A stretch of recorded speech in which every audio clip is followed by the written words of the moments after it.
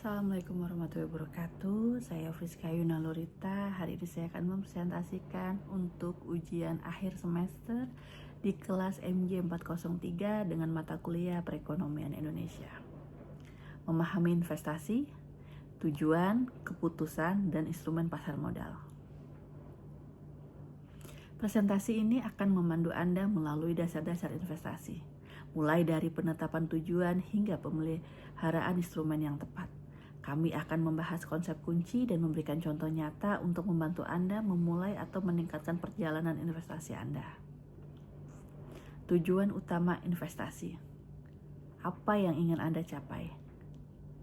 1. Pertumbuhan modal. Meningkatkan nilai aset Anda dari waktu ke waktu. 2. Pendapatan pasif. Memperoleh aliran dana reguler dividen, bunga, sewa. Ketiga, ada tujuan keuangan spesifik, dana pensiun, pendidikan anak, atau pembelian aset besar. Dan yang keempat, terakhir adalah lindungan dari inflasi, menjaga daya beli kekayaan Anda di masa depan. Tujuan investasi Anda akan sangat mempengaruhi jenis aset dan strategi yang Anda pilih. Perbedaan tujuan investasi. Individu vs perusahaan. Individu berfokus pada kebutuhan pribadi seperti dana pensiun, pendidikan, pembelian rumah, atau dana darurat dengan horizon waktu dan toleransi resiko yang sangat personal. Contoh nyata, Budi berinvestasi di reksadana saham untuk dana pensiun 30 tahun ke depan, mengharapkan pertumbuhan modal tinggi. Terus kalau perusahaan berorientasi pada pertumbuhan, profitabilitas, dan berkelanjutan bisnis, serta penciptaan nilai bagi pemegang saham melalui ekspansi atau inovasi. Contoh nyata, PT Maju Sejahtera berinvestasi pada mesin produksi baru untuk meningkatkan kapasitas dan efisiensi.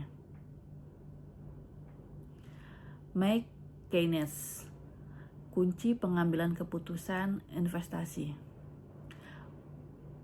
Marginal efficiency of capital, atau yang kita sebut dengan MAC, adalah konsep dari John Maynard Keynes yang menjelaskan tingkat pengembalian yang diharapkan dari setiap unit tambahan investasi modal. Ini adalah tingkat diskonto yang menyamakan biaya investasi awal dengan nilai sekarang dari aliran pendapatan bersih yang diharapkan. CK sama dengan R1 dibagi kurung buka 1 ditambah R kurung tutup tambah R2 dibagi kurung buka 1 plus R kurung tutup pangkat 2 ditambah titik-titik ditambah Rn dibagi kurung buka 1 plus R kurung tutup pangkat N. Keputusan investasi sangat dipengaruhi oleh perbandingan antara MAC dan tingkat bunga pasar. Biaya modal. Jika MAC lebih besar tingkat bunga, proyek investasi menguntungkan dan layak dilakukan. Tapi jika MAC lebih kecil dari tingkat bunga, proyek investasi tidak menguntungkan dan tidak layak dilakukan. Faktor yang mempengaruhi MAC dan contoh nyata. Faktor-faktor yang mempengaruhi MAC antara lain ekspektasi penjualan dan keuntungan, masa depan, optimis dan pesimisme investor mempengaruhi proyeksi. Kedua, biaya barang modal, harga mesin, peralatan, dan infrastruktur. Ketiga, kemajuan teknologi, inovasi, dan peningkatan produktivitas dan efisiensi.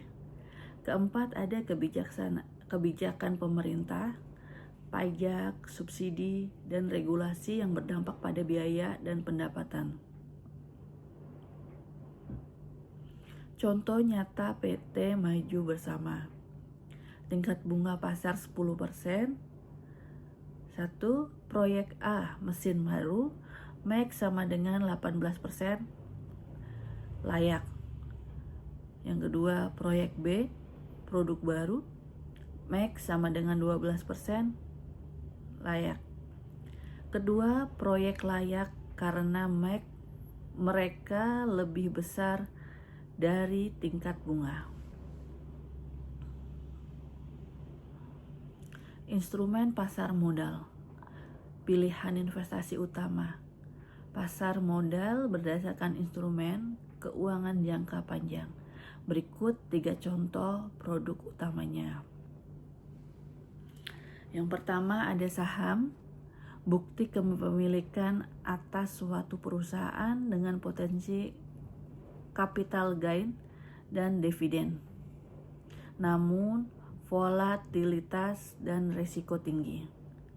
Obligasi, surat utang dari pemerintah atau perusahaan dengan membayar bunga tetap dan risiko lebih rendah dari saham. Yang ketiga ada reksadana, wadah investasi yang dikelola profesional untuk diversifikasi otomatis dengan modal awal kecil. Contoh nyata, saham, obligasi, dan reksadana. Untuk saham, membeli 100 lembar saham PT Bank Sentral Asia Tbk, berarti Anda memiliki sebagian kecil BCA dan berhak atas dividen serta potensi kenaikan harga saham. Kedua, obligasi. Obligasi negara retail dengan kupon 6,5% per tahun dan jatuh tempo 3 tahun. Pembelian 10 juta rupiah akan mendapatkan bunga 650.000 per tahun dan pokok kembali di akhir tahun ketiga. Yang ketiga, reksadana. BNI AM dana liquid untuk stabilitas dan likuiditas atau Manulife saham syariah Asia Pasifik untuk potensi pertumbuhan tinggi di jangka panjang. Korelasi, integrasi proses investasi yang utuh. Pertama, tujuan investasi. Kedua, marginal efficiency of capital atau yang kita sebut MAC. Ketiga, instrumen pasar modal. Dan yang keempat, keputusan investasi. Memahami ketertarikan antara tujuan analisis MAC dan instrumen pasar modal adalah kunci untuk membuat keputusan investasi yang cerdas dan mencapai tujuan finansial Anda. Sekian dari saya, terima kasih.